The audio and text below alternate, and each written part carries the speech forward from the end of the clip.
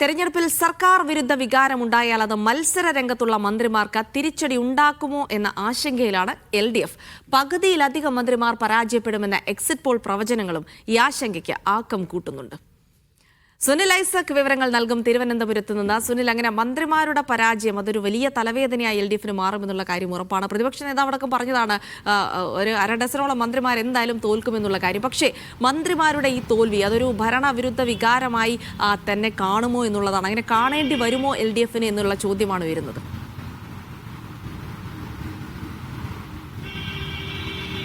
ജിൽസി, മത്സരിച്ച മന്ത്രിമാർക്കെല്ലാം വിജയാശംസ നേർന്നാണ് ഇന്നലത്തെ ഓൺലൈൻ മന്ത്രിസഭാ യോഗം മുഖ്യമന്ത്രി അവസാനിപ്പിച്ചത്.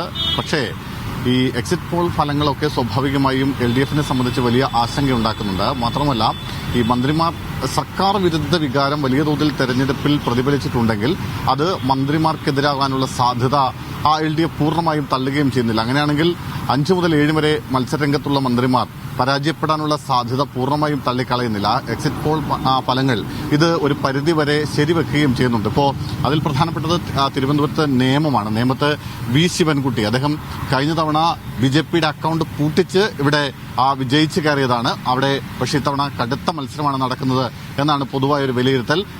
അവിടെ ന്യൂനപക്ഷ വോട്ടുകളൊക്കെ ആർക്ക് അനുകൂലമാകും, മറ്റ് സാമുദായിക സമവാക്യങ്ങളൊക്കെ വലിയ ഘടകമായി മാറാൻ സാധ്യതയുണ്ട്. അതുകൊണ്ട് വി ശിവൻകുട്ടി ജയിച്ച് കയറാൻ കഴിയുമോ എന്ന കാര്യത്തിൽ ഇത്തവണ CPM വലിയ ആശങ്കയുണ്ട്. മറ്റൊന്ന് കളമശ്ശേരിയാണ്. അവിടെ രാജീവ് പരാജയപ്പെടാൻ സാധ്യതയുണ്ടെന്ന് എക്സിറ്റ് പോൾ ഫലങ്ങളൊക്കെ നിലവിൽ പ്രവചിച്ചു കഴിഞ്ഞിട്ടുണ്ട്. മറ്റൊന്ന് വീണ ജോർജ് ആറന്മുളയിൽ. അവിടെ പക്ഷേ BJP സ്ഥാനാർത്ഥി കുമ്മനം രാജശേഖരൻ പിടിക്കുന്ന വോട്ടുകളും നിർണായകമാകും. കുമ്മനം രാജശേഖരൻ പരമ്പരാഗതമായി LDF കിട്ടിക്കൊണ്ടിരുന്ന വോട്ടുകൾ അവിടെ പിടിച്ചിട്ടുണ്ടെങ്കിൽ വീണ ജോർജ് പരാജയപ്പെടാൻ സാധ്യതയുണ്ടെന്നാണ് പൊതുവായ വിലയിരുത്തൽ. അതുപോലെ മറ്റൊരാൾ ഏലത്തൂരിൽ AK ശശീന്ദ്രനാണ്. ശശീന്ദ്രൻ മത്സരിക്കുന്നതിൽ അവരുടെ പാർട്ടിക്കുള്ളിൽ നിന്ന് പോലും വലിയ എതിർപ്പുകളൊക്കെ ഉണ്ടായതാണ്. അതുകൊണ്ട് അതും അവിടെ പ്രതിഫലിക്കാനുള്ള, തിരിച്ചടിയാകാനുള്ള സാധ്യതയുണ്ട്. താനൂരിൽ നിന്ന് തിരൂരിലേക്ക് മാറിയ മന്ത്രി അബ്ദുൾ റഹ്മാനും ഒരുപക്ഷെ അവിടെ പരാജയത്തിന്റെ രുചി അറിയാനുള്ള സാധ്യതയാണ് പൊതുവെ വിലയിരുത്തപ്പെടുന്നത്. ഇരിങ്ങാലക്കുടയിൽ മന്ത്രി R ബിന്ദുവും ഇത്തരത്തിൽ പരാജയം ഉണ്ടാകാൻ സാധ്യതയുണ്ടെന്ന തരത്തിലേക്ക് പൊതുവെ എക്സിറ്റ് പോൾ ഫലങ്ങളൊക്കെ അത്തരത്തിൽ വിലയിരുത്തുന്നുണ്ട്. മറ്റൊന്ന് തൃത്താലയിൽ MP രാജേഷാണ്. അതുപോലെ ഇടുക്കിയിൽ റോഷി അഗസ്റ്റിൻ.